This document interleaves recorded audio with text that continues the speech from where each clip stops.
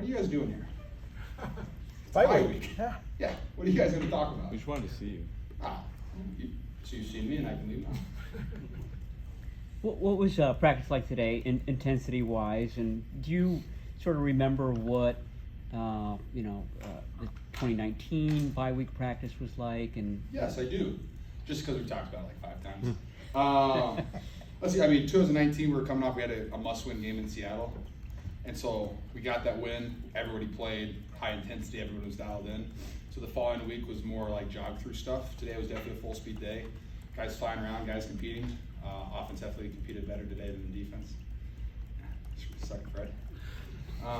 Besides that, no, it's great. Like, you just want to, I don't know, Kyle said something like just continue to sharpen the sword. Like, I don't know, you just want to try to, take every advantage when you're on a football field, to get a skill a little bit better, to refine your skills a little bit, to focus on one thing. Your first step, your release, your get off, your focus on ADO if you're a D lineman, your pack pedal, like just something like you just don't want to like lose a step anywhere. And so it was a good day today, and looking forward to tomorrow.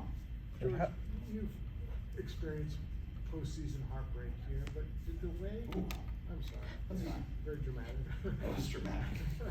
With the way you guys lost last season, there was some circumstances that were odd, out of your control. Did that provide any sort of different like off-season feeling, off-season motivation or juice, or is it all the same? You lose and deep in the playoffs and it just. That's a good question. I would say it didn't really add more motivation for me. I'm pretty motivated to win because it's really fun, and losing is not fun. And it's not like I felt like our team was playing at such a high level last year. 12 straight, going to the playoffs, lose your quarterback, lose your second quarterback, bring your other quarterback back in. Like, there's not much more we could have done differently as a team once that injury occurred. So it's like, we were playing at a super high level. We were playing well. That happens. We lose. So it's not like, hey, we have to go train harder. We need to do this better. It's just like, hey, we just need to get better. Continue to keep on the streak that we're going on. Continue to play at a high level. We got the players for it. We got the scheme for it. We got the confidence. Hey, let's just stay healthy, and just go play football, which is kind of what we've done this year. And so I would say it was like a different mindset like that. It was more of a, hey, like we keep getting really, really close and it's not happening. I'm not sure if there's something I'm going to change in the off season. Just how healthy can I be, and how good can I get at football, and then I think the rest will take care of itself. George, I know you guys have. Holy cow! I know. Bright lights. I can't see you guys up there. We're here. Wondering, how different it is going into the postseason this year, knowing that Brock has playoff experience under his belt, that he's playoff tested. Is there something different to that? Yes and no. I mean, I think anytime you can have playoff experience, it's definitely helpful. I remember Joe Staley, Richard Sherman told me, the first time I had my experience in 2019 was, it is, you're playing football, but the intensity is different. The vibe is different, the energy is different. There's not really a lot of playful communication. Sometimes you're chirping with guys, throughout a game. It's a lot more intensity, it's a lot more anger. There's a lot more, do or die on every single play. You can look at a scouting report, you can look at a team hey, well, sometimes this guy doesn't really try on the backside. This defensive end only rushes on third down, and if he's front side, he might try backside. He takes a lot of plays off. Not very many people do that in the playoffs. Everyone is looks like Max Crosby. When you get to the playoffs, there's 100% effort on every single play. We know which is what expected, but not everybody does it. So it is you're still playing football, and I don't need you to go do crazy things and try to make something up on a football field. Just continue to play at your level, but just keep in mind that it's going to be incredibly, incredibly intense, and a lot's going to be asked of you. But yeah, sorry, with Purdy, sorry, there's a little just rolling right now. With Purdy, I just expect him to be the same person, incredibly consistent, dialed in. He looked great today, made a lot of great throws, scored a lot of touchdowns. So I'm never really worried about Purdy. Even he threw multiple interceptions a game, not really worried. He's going to bounce back, and he's going to play at a super high level like he always does. George, with Pete Carroll and Bill Belichick leaving their teams after long tenures, crazy. Did you have any interaction with those guys personally, either before games or off season? And then do you do that with coaches in general ever? Occasionally, I like to communicate with coaches. It's easier now at this point in my career because most head coaches know who I am. My first couple years, I don't know if they really know who I was at all. But No, I've never had an experience with Bill Belichick, which is unfortunate. So, maybe I'll invite him to tight end you. He'll, coach them because he can actually coach now if he's not with another team. That'd be actually a great idea, King. Awesome. Never had an experience with Nick Saban, but I've had experience. Yeah, I've talked to Pete a couple times. Everyone I've known, like I trained with a couple of their tight ends in the off season. They're all incredibly high on Pete and his culture that they build, the positivity that they build up there. Seems like a great place. I'd rather be here, but seems like a great place when people that are there. I think Kyle's been, I think he's the 4th longest tenured coach now. I saw that. 7 years? Yeah. That's crazy. Yeah. Like 7 years is the 4th most tenured coach. How helpful is that, just that continuity for establishing a franchise? It's huge. Well, I've been very lucky. My college coach is going into year like 24.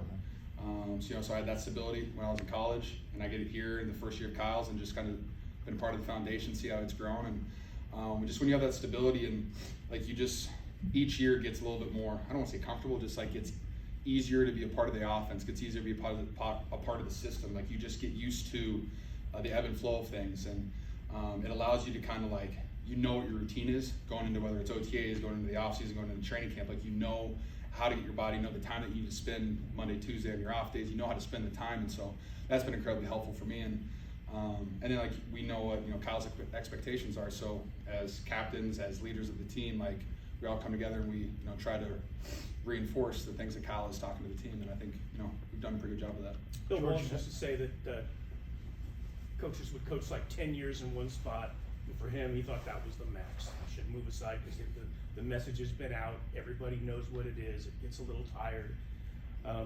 You've grown up with Kyle. Mm-hmm. Curious, how different is Kyle now, 7 years in, than when you started? There's a lot of similarities. There are a lot of differences. Kyle has, I think Kyle's grown just as much as I have. Just thinking about like his team meetings, his install, his offense, like everything, and like the way he's adapted to changing times on offense. The way that he's changed his meetings. Like he used to let players talk the night before games. And like the last couple of years, like his team meetings are phenomenal. The way that he describes football, the way that he teaches football to offense, defense, and special teams guys. He's been such a great teacher, I would say. Like that's been like one of the coolest things. I remember like just talking to Hargrave. He's like, I've never sat in a team meeting where Kyle explains the purpose of this run game, this run style versus this run style, and why we're trying to get D linemen to do certain things. He goes, no one's ever talked to me about that before. Like I've learned 20 things in that one 40-minute team meeting. So like something like that, it's really fun to be a part of something like that because I've been playing football since I was 5 years old, however, but like I've learned more in this 7 years, specifically like this last 3 or 4 years, than I probably did in my first 26.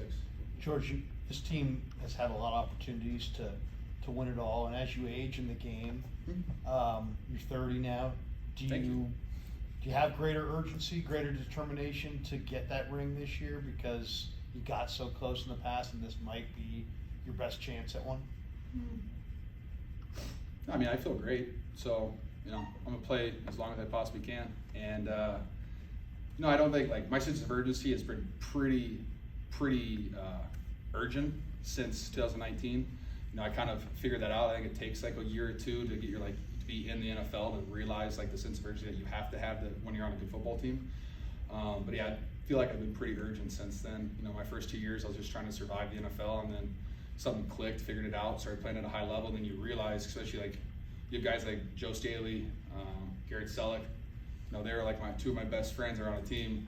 I've been in the league like without them longer than I was with them, and I played with them for 3 years, and I've played with them without them for 4 years. So it's just like I understand the sense of urgency, and I think it takes young guys a little bit, but majority of this team fully understands that. And I don't windows closing, all that stuff. I don't know. I'm just going to keep playing football at a high level until they tell me I can't anymore. Looking at the look. You asked one already. Yeah. Thank you. Just throw something out. Thank you. Looking at the potential of your offense with all of your skilled players on it, do you feel like you are peaking at the right time? Me or the offense? The offense. Yeah, and it's coaches talk like Brian Fleury's like, you're gonna be playing better football in October than you were in September. You're gonna be better, November than October, December than November, January than December. So like, yes, I think we've continually gotten better. I think our offense has been incredibly efficient, throughout the season. Besides like maybe 1 or 2 games we didn't play very well, but I think our offense is playing at a high level. Our best players are playing at a really high level. Ayuk's phenomenal, Brock's phenomenal. Christian McCaffrey. Like, we have great weapons. I think everyone's playing at a really high level, and like everyone is very dialed into the sense of urgency. Like, you feel that in the building. Like, everyone just has this unique focus. And I don't know, one thing I respect about our team is I look around the league and like I see other locker rooms after games and people, you know, a lot of music, cheering and all that stuff after games, which I totally respect and I love that energy. Ours just kind of feels like, hey, we won. What's the next week? What is the next job? What is the next mission? What is the next thing that we're going to attack? And I feel like that's just a sense of urgency. Like, you want to enjoy things in like that 24-hour rule, but at the same time, like, our guys are flushing it, moving on, we're going to the next one. I just really respect that about this team, and I don't know if it's on purpose, but it's just kind of the energy that you feel within the locker room. George. Last one. This better be good, man. I think you'll like it. Okay. When Brock has, the rare times he's had adversity, the Ravens most recently, I mean, when he talks to us, he's not defensive at all. He doesn't even subtly deflect, you know, any sort of blame, and he very openly discusses his mistakes. I assume you kind of get a sense of those qualities in dealing with him. I guess, what does that say about him? I mean, he's very mature for his age, and he's played the quarterback position. I've said about Brock 20 times, he had 48 starts in college. He's played at a high level. He's played poorly before. He's won games. He's lost games. Like, he understands what the quarterback is. Like, you're kind of the face of the franchise. You're kind of the reason that we're going to win or lose games.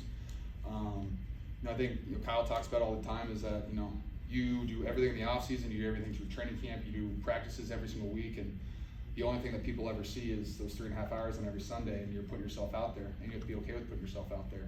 And sometimes you're going to prevail, sometimes you're going to fail, and you know, you got to be okay, like, not okay with it, but you have to be willing to put yourself out there, and then willing to look yourself in the mirror and, you know, face if you're doing well or not. And I think Brock just does a really good job of that, and he's, like I said, he's mature enough to handle that pressure of, you know, being the 49ers starting quarterback, breaking a record in your first career like season as a starter. Like, there's a lot that people expect of Brock, but I think he just does such a good job of being himself and just being an overall good human being, and I think that's why you guys like talking to him so much.